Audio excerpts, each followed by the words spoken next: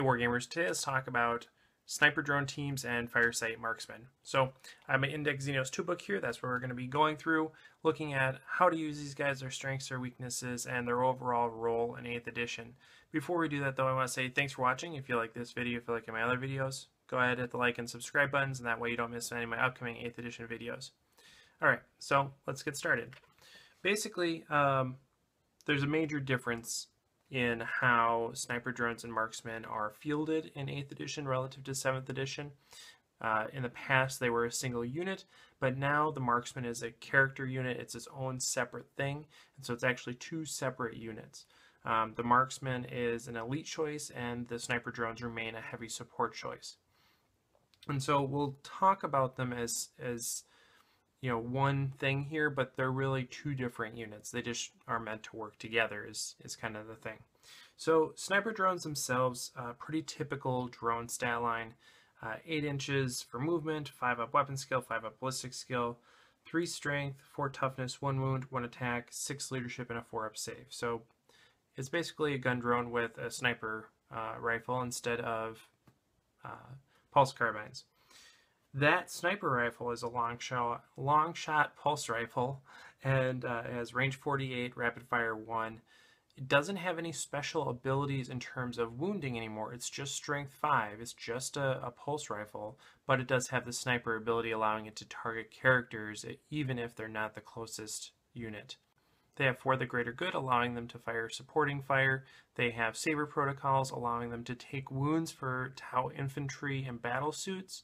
And they also have the sniper drone stealth field, which is a -1 modifier to hit them.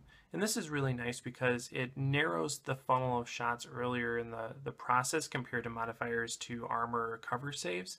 And it also makes certain types of units way less effective, particularly things that are hitting on 4s or 5s. -1 to hit is a huge detriment to them because you're taking a big portion of their shots away. Things that hit on 2s, it's doubling the amount of times they miss, but it's not reducing the number of times that they hit by that much. They're still going to be hitting a lot of the time. So that -1 to hit is pretty nice, and it does add some nice durability to the unit. The marksman has movement 5, weapon skill 5 up, 3 up ballistic skill, 3 strength, 3 toughness, 3 wounds, 2 attacks, leadership 7, and a 4 up save. So yeah, he has a few wounds, which is good because he's a lone character, but he doesn't have an exceptional stat line in any way, right? It's pretty middle of the road armor save, middle of the road shooting ability, although it is better than the standard Tau's shooting ability. It's a 3 up instead of a 4 up, and so that is good, but not great. And he's still only toughness 3. He has a marker light and a pulse pistol, although you probably are not going to be using that.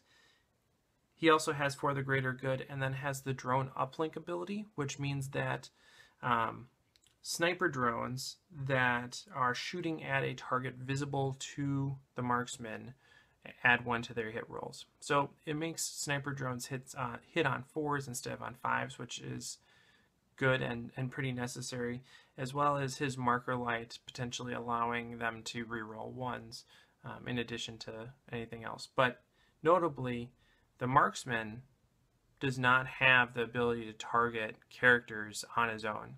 So even though the marksman has the ability to put a marker light on a target, if that target is ideally a character, which is what we're trying to use sniper drones for, he's not going to be able to shoot it at the majority of the time. So there's a little bit of a disconnect there. You intuitively want to be able to use the marksman on the same target as the sniper drones, but the sniper drones are going to be shooting at a character, hopefully, and the marksman can't shoot at that character in most situations.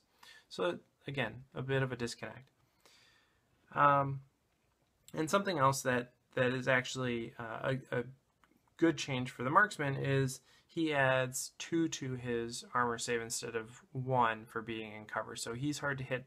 Well, he's difficult to wound as well, although in a different way than the sniper drones are. So what are the strengths and weaknesses of these guys? Well, clearly the strength is that the sniper drones are snipers. They can target a character even if it's not the closest enemy. And the strength in the Marksman is that it's a relatively reliable source of a marker light, and it's on a character, meaning that he's not going to be able to be hit very often, and he is relatively durable, getting his +2 for cover, as well as boosting the shooting ability of sniper drones.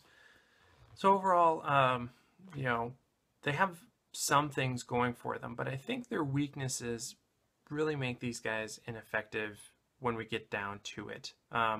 Sniper drones, their shots are just not strong enough. They're rapid fire shots with the long range, so a lot of the time you're going to be getting 2 shots per sniper, but that's 2 pulse shots. That's not really something that's really going to hurt a lot of characters that you want to target. Now the exception is things that have a really low armor save or a really high armor save. So like psychers or guard commanders or things like that, things that are just wearing cloth armor, low toughness. Your sniper drones are actually going to be pretty effective against them. But if you're going into a situation where you don't know what you're going to see, or the meta is not favoring those types of characters, then the sniper drone team really isn't doing that much for you. They're not really going to be able to pull any weight.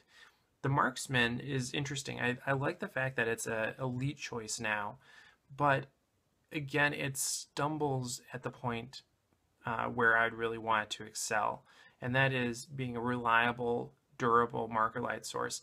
You know, it's an elite choice, so you could take several of these in your army and use them for marker lights just in general, but it's hitting on 3s compared to the 2-up that the Fireblade can hit on.